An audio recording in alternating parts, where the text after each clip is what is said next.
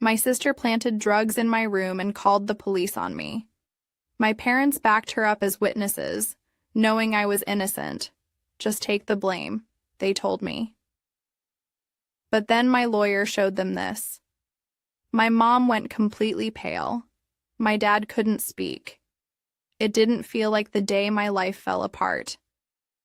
There was no music, no pit in my stomach, no sudden chill down the back of my neck like people always describe when something awful is about to happen. It was just a regular Tuesday. The kind that starts out boring and stays boring until all of a sudden it doesn't. If I'd known what was coming, that by dinner I'd be in handcuffs with my parents politely nodding while I got arrested in my own hallway. I probably wouldn't have worn socks with holes in them. But I didn't know, not until the knock. There were two of them. One tall, one built like a gym teacher who forgot how to smile. Both in uniform, calm, practiced. Emma Reynolds. My mouth went dry. Not because I'd done anything wrong, but because no one expects cops to show up on your doorstep like you ordered them off a menu. Yeah, I said, half answering, half asking. We received a tip about illegal substances at this address. The tall one said like he was reading off a menu. We'd like to come in. Behind them, the street looked exactly the same. Same mailbox, same tree, same neighbor's dog peeking through the fence. But everything felt tilted just a little. Okay, I said, stepping back. I didn't even think to say no because I wasn't guilty. Because at that moment I thought this was about my sister. I followed them down the hallway, still confused, still trying to make sense of what they'd said. Illegal substances? Had Jessie finally pushed things too far? Then I saw my mom. She was in the living room, calm, polished, tea in hand like she was expecting guests, not cops. "Oh, officers," she said, setting the cup down with a clink. "Emma's room is the third door on the left." I blinked. "What? Why my room?" No one answered. My dad was standing nearby. He didn't look surprised. He didn't look at me at all. The officers didn't wander. They went straight to my room like they already knew the way. Jessie stood at the top of the stairs, leaning on the banister. Her hair was tied up, hoodie, leggings, phone in hand. She didn't say a word, didn't blink. Benny, my old dog, lifted his head when they walked in. Didn't bark, just wagged his tail once, slow like he wasn't sure what kind of moment this was. The taller officer scanned the room. The other went to my dresser and then, without so much as a pause, he pulled open the bottom drawer. There it was, a sealed Ziploc bag full of pills. I laughed like an actual short, stunned laugh. Because what else do you do when reality jumps the rails? "Okay, that's not mine," I said. Neither officer reacted. They'd heard it before. I turned around. Fast. My parents were standing in the hallway. Mom's hands were clasped like she was praying. Dad still hadn't looked me in the eye. "Tell them," I said louder. "Now you know that's not mine." One of the officers turned to them. "You said earlier you've seen her with this bag." My mom nodded. Soft. Too soft. "Yes. We didn't know what it was, but she's been distant." Distant. We thought it was stress. My dad added school, you know. But she's been spending a lot of time alone, acting erratic. It was like watching someone else's life fall apart, except it was mine. My room, my drawer, my name. "You can't be serious," I said. "Jessie, she's the one who Emma." My mom cut in, voice low. Don't make this worse than it already is. They cuffed me in the hallway. Benny stood up, unsure, and whined. One of the officers told him to stay back. Jessie hadn't moved. She just watched. Her eyes followed me all the way out the front door. No smile, no remorse, just blank like I was already gone. I didn't cry, not then. The cuffs were too tight, the air felt wrong, my skin felt wrong, like I'd left it behind in the hallway, right next to the life I thought I had. The backseat of the police car was cramped, the window was smudged. As we pulled away, I watched the house shrink in the rearview mirror. It didn't look like a crime scene. It looked like home, and that made it worse. Jessie planted the drugs. My parents backed her up, and I let them walk me out like I was the family embarrassment they'd finally gotten rid of. Which, come to think of it, maybe I was. There was always a golden child in our house. And it wasn't me. Jessie was born 3 years before me, and somehow magically, maybe genetically, she was everything they wanted. Bright, confident, photogenic. One of those kids who never had a messy room or a bad angle. When she cried in public, people gave her candy. When I cried, I got told to stop making a scene. I don't think my parents ever meant to make me feel invisible, but they did repeatedly, consistently, in ways so subtle it took me years to realize I wasn't imagining it. When Jessie brought home a lopsided clay bowl from art class, they cleared a shelf in the living room to display it. When I spent 3 days painting something for the school fair, it ended up in a drawer next to expired coupons. When Jessie had a piano recital, they rented chairs and made iced tea for the neighbors. When I was cast in a play, they forgot to come. Said they thought it was just a rehearsal. They weren't cruel, just selective with their attention. Like I only existed in the quiet moments between their pride and her performance. A background character with decent timing and quiet shoes. I used to think if I behaved perfectly, got the grades, made my bed, stayed out of trouble, they'd finally see me. But all it really did was make me easier to ignore. When Jessie turned 14, she begged for a dog. She made charts, wrote promises, said things like emotional support animal and responsibility building. My parents, of course, caved. Enter Benny, a wiry, wide-eyed mutt who looked like someone had tried to build a terrier from a bad memory. Jessie loved him for exactly 3 weeks. Then she got bored, said he smelled, said he was too loud, said he scratched the floor. My parents nodded solemnly and started calling shelters. They actually said, "I remember this. Well, if no one takes him, we'll have to put him down." Like he was an appliance past warranty. I was 11. I said I'd feed him, walk him, train him. They didn't believe me, but they didn't want to deal with him either. So they said, "Fine, fine." My mom said, "But he's your responsibility." He wasn't a responsibility, though. He was the first thing in that house that ever chose me over Jessie. He slept curled against my legs. He barked when people yelled. He'd follow me room to room, tail thumping like I was his whole world. And yeah, maybe I became a little too attached. Maybe I talked to him more than I talked to people. But Benny listened, and sometimes that was enough. My grandfather was the only adult who saw me. He lived about 10 blocks away in a yellow house that smelled like toast and old wood. Whenever things got tense at home, which was often, I'd grab Benny's leash and say I was going for a walk. Then we'd slip off to Grandpa's and pretend we belonged somewhere. He wasn't like my parents. He didn't interrupt. He didn't offer solutions.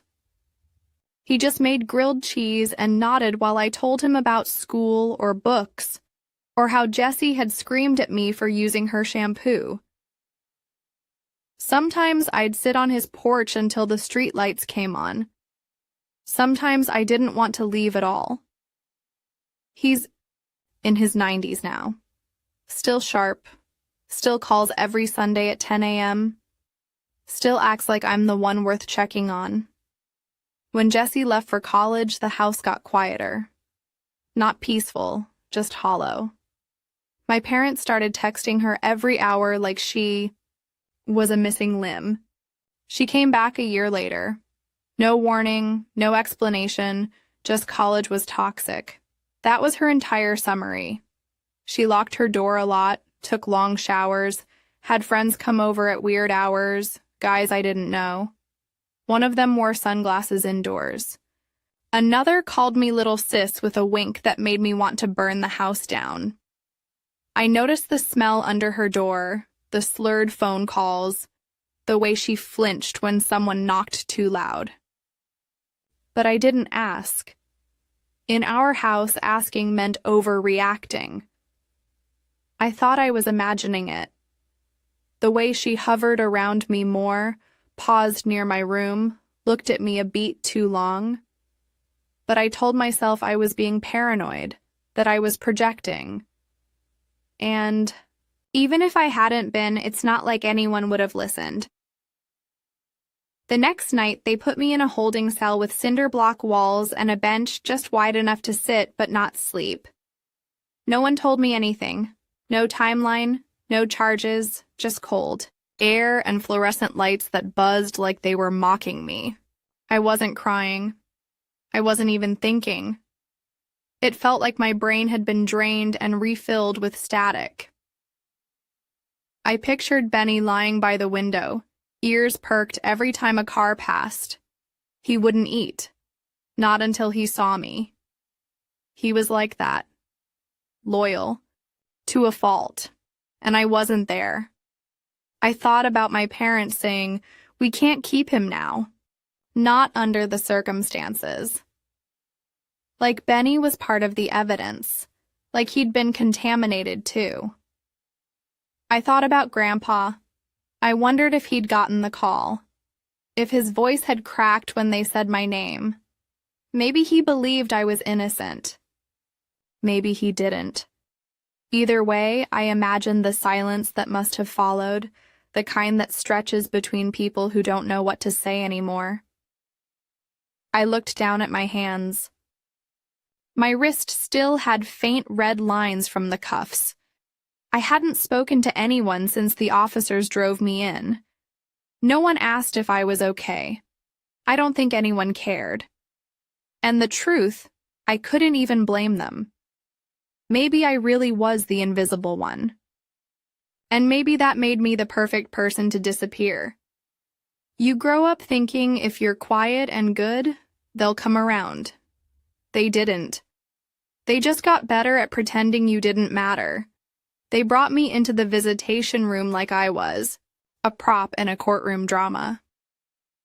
Fluorescent lights, cinder block walls, a table that had probably heard more betrayals than confessions.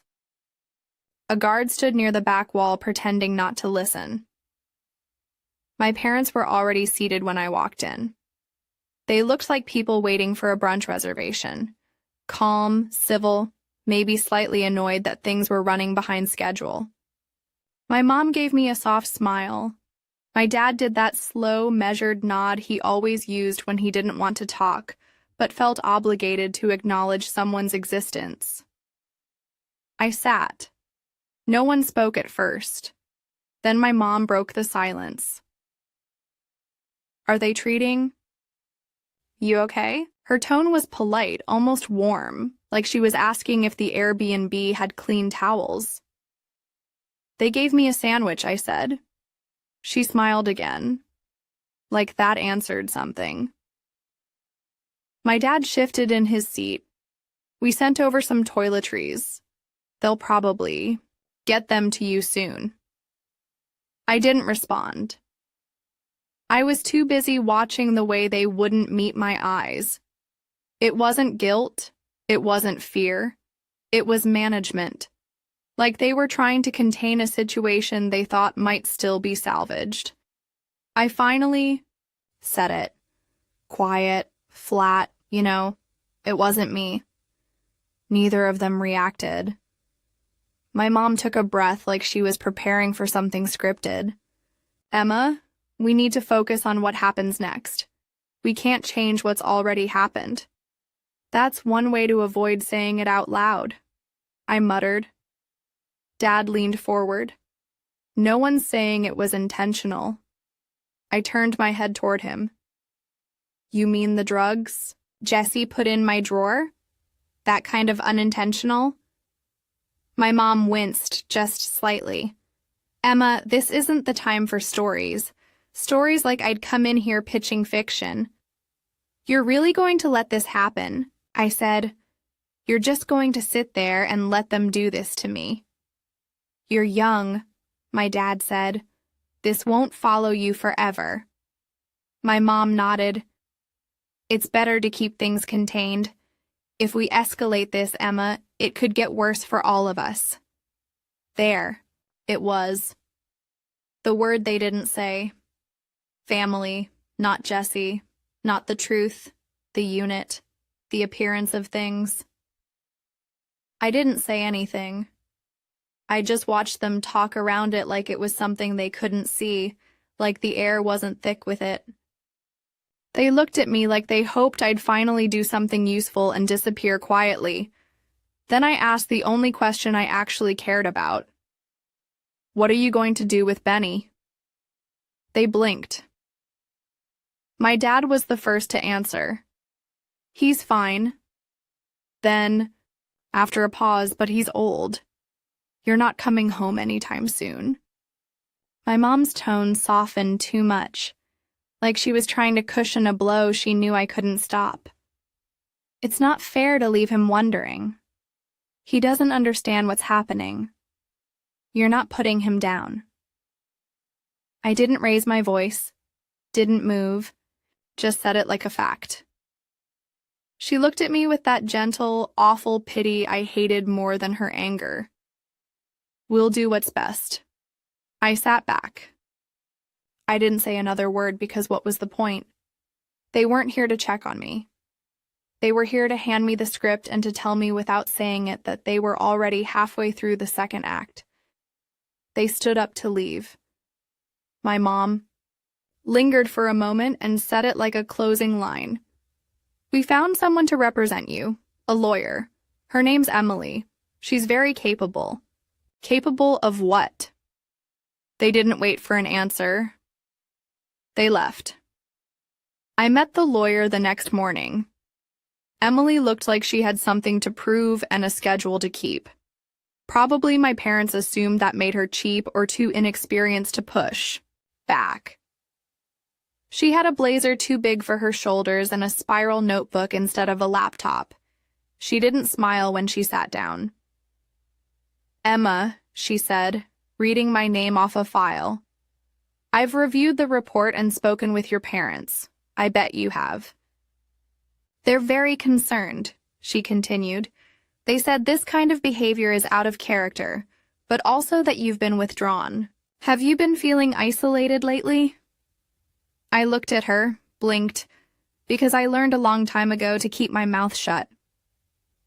She raised her eyebrows but didn't challenge it. I want to go over the evidence with you, she said. We need to talk about the item found in your dresser. I didn't put it there, I said. My sister did. There was a pause. Not long, just enough to register. You're saying your sister planted it? She asked. Yes. And your parents? They know. They're helping her cover it. Emily folded her hands. Do you have any proof of that? I opened. My mouth closed it again. Then I remembered. It came like a flash. The bear. The stupid stuffed bear on my bookshelf with a tiny camera in its eye. Motion activated. Records to a micro SD card. Cheap. Maybe $30 online. No cloud upload, no Wi-Fi. I bought it last year when Benny started having little seizures. Just wanted to keep an eye on him when I wasn't home.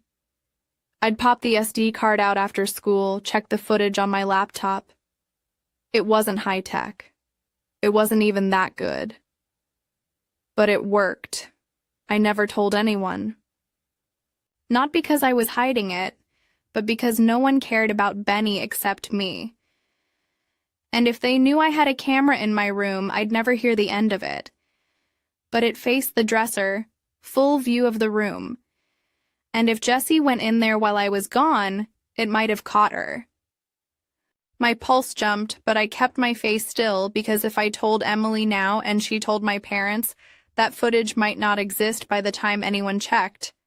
I needed to get to it first. They gave me one phone call. I used it. My best friend picked up on the second ring.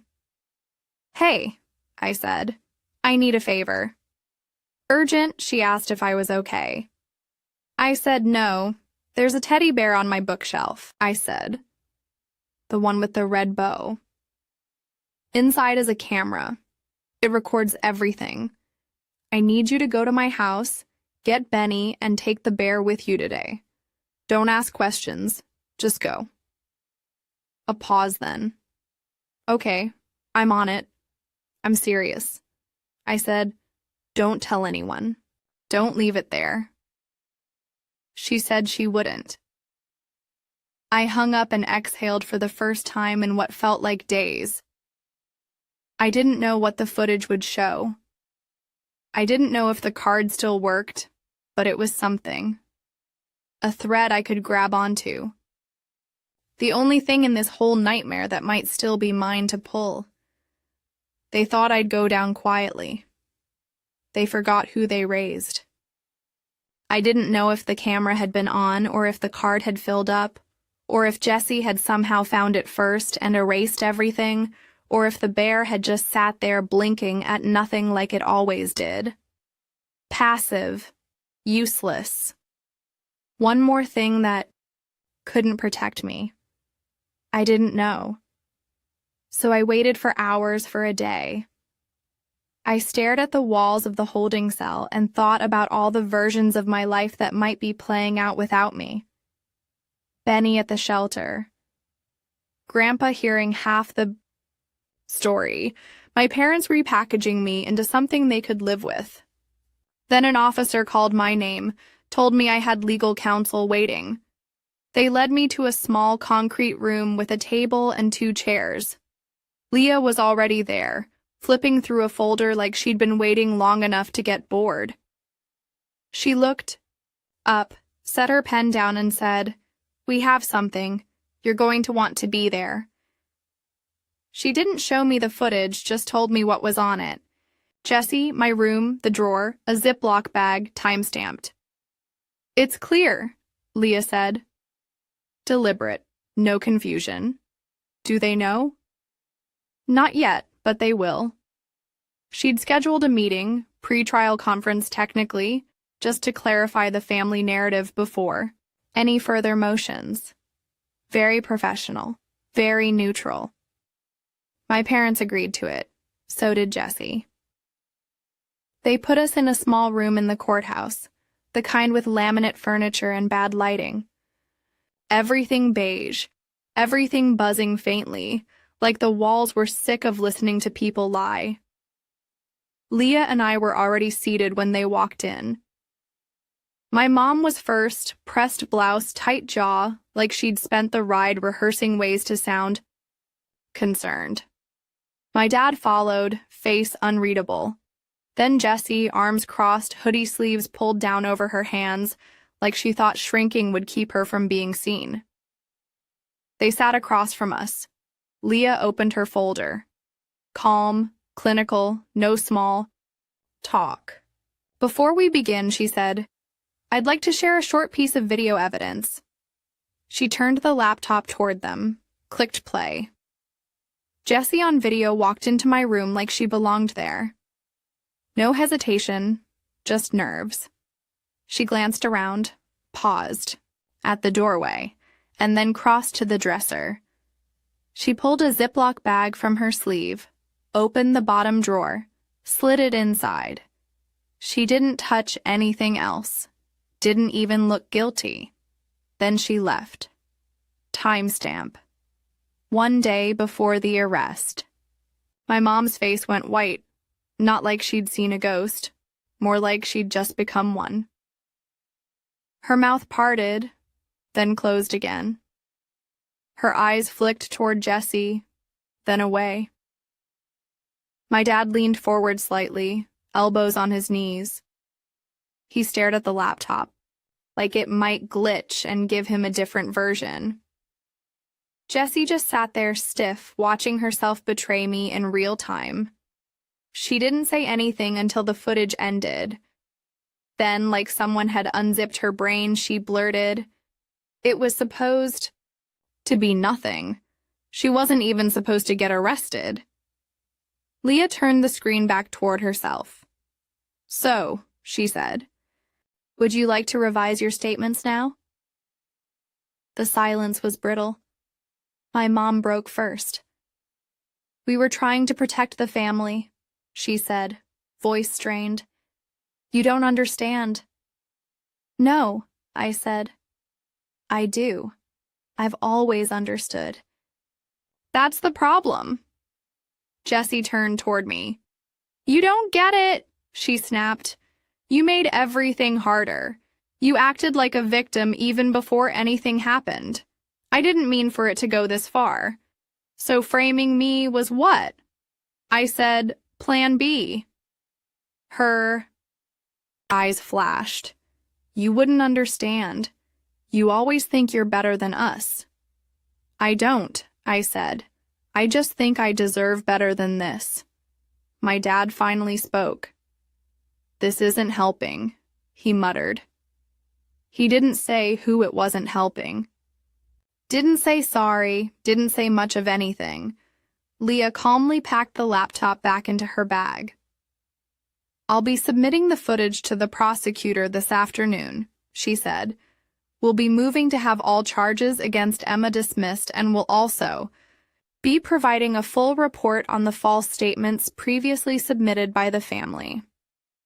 My mom's breath caught like she'd been punched in the gut, but didn't want to admit it. Jessie looked like she was going to say something, then didn't. I just sat there still steady. For once they had to sit in silence while I got to watch them fall apart. No one said goodbye. They just stood and left. Jessie first, then my dad. My mom hesitated at the door, then looked back at me like she was about to say something meaningful, but she didn't. She just walked out. They looked at me like I was the one who'd betrayed them, I said to Leah as we packed up. She glanced at me. "They know exactly what they did. That's what makes it worse." We didn't say anything else. They thought I'd take the fall for the family. Turns out I was the only one who knew where the floor dropped out. Benny's tail thumped against the floor as he settled under my chair, his head resting lightly against my foot. He was older now, slower than he'd been even a month ago, but he was safe, clean, fed, still mine. I was at Grandpa's house, the yellow one with the uneven front steps and the fridge that hummed too loud. He handed me a glass of water and sat across from me like we were about to talk about the weather, but he didn't ask how I was. He didn't have to. Instead, he said, "I told them, that I was planning to leave everything to you." I blinked. "You what?" He shrugged. "Couple weeks before they had you arrested. I figured they'd hear it eventually. Might as well come from me. You're the only one in the family who shows up when nothing's in it for you." I thought that was obvious. I stared at him. "You never told me." "Didn't think I had to," he said.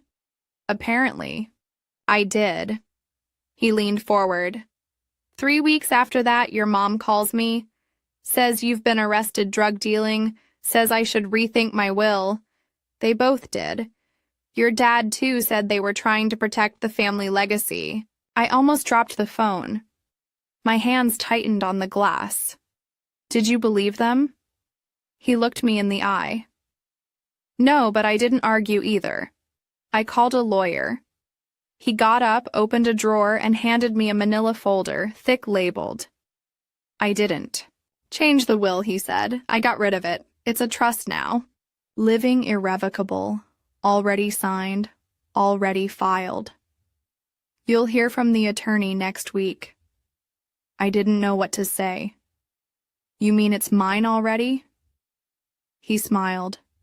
It's yours. No one can touch it. They can't rewrite this one. Under the table, Benny nudged my leg like he knew, like he'd been waiting for this part, too. They tried to erase me to protect their future. Turns out, I already had one without them. The sentencing came 3 weeks later. Jesse pleaded guilty to 2 felonies. Possession with intent to distribute and conspiracy to falsely report a crime. She took a deal, 3 years in state prison, minimum of 2 before parole eligibility. She's serving time in a women's facility. Upstate. She broke during questioning, told them it wasn't her idea, told them it was about the inheritance, told them my parents said I'd be fine, that I'd get probation at most. She cried in court. It didn't help. My parents were convicted of obstruction of justice, false reporting, conspiracy to commit perjury, no plea deals, 18 months each county jail followed by 2 years supervised probation. They lost a lot more than time, friends, reputation, each other. They've stopped speaking, according to the lawyer. Turns out the truth wasn't what broke them. It was turning on each other that finally did it. I still live with the echo of it. I still think about what might have happened if I hadn't remembered the bear, if I hadn't made that call, if I'd stayed quiet like they were counting on. They almost took everything. My name, my future, even the people I loved. Almost. But they didn't. Grandpa never once asked me to forgive them. He didn't give some tired speech about family being everything or blood being thicker than betrayal.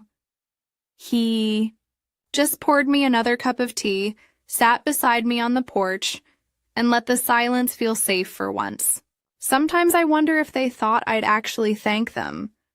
Like maybe years down the line I'd show up at their door older, humbled, grateful for the lesson. Like the pain they caused was some kind of medicine I didn't know I needed. But I wasn't a patient. I was a daughter, a sister, a scapegoat. And I healed despite them, not because of them. People ask if I ever plan to see them again. The honest answer, I don't know. I don't feel angry all the time. Not anymore. Some days I even forget the sound of Jesse's voice. Some days I remember it perfectly. What I haven't forgotten is the feeling in my chest when I saw that video. The moment I stopped hoping they'd save me and realized I had to save myself. I moved into Grandpa's house after the dust settled. He offered and I didn't hesitate. I fixed up the spare bedroom, repainted the hallway, cleaned out the attic with Benny at my side, sniffing every box like it held treasure. That house became mine in ways my childhood home never was. I started taking classes again, online at first, then part-time at the community college, something in criminal justice, ironically. Not because I wanted revenge, because I wanted understanding. I wanted to learn the systems that almost swallowed me whole. I wanted to help people who didn't have a bear with a camera or a friend to make that call. One night, about 6 months after the trial, I got a letter in the mail. No return address. I recognized the handwriting. Jesse. I stared at it for a long time. Didn't open it. Didn't burn it either. Just put it in a drawer with other things I wasn't ready to decide about.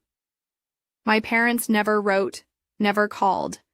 Their lawyer sent some official notice about probate and I forwarded it to mine. I didn't feel the need to respond. There was nothing left to say. But Benny, he never needed words.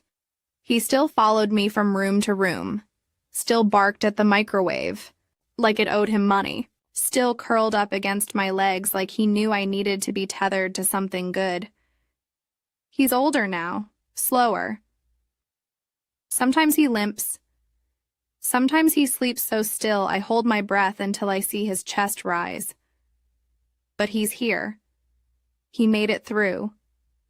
So did I. Grandpa says healing doesn't always look like forgiveness. Sometimes it looks like boundaries, like silence, like not picking up the phone even when you could. I used to think surviving meant keeping the peace. Now I know it means keeping myself. So, if you're watching this, if your own family has ever made you question your worth, if you've ever been the one they left behind, blamed, forgotten, just know you're not alone. And you don't have to disappear to be free.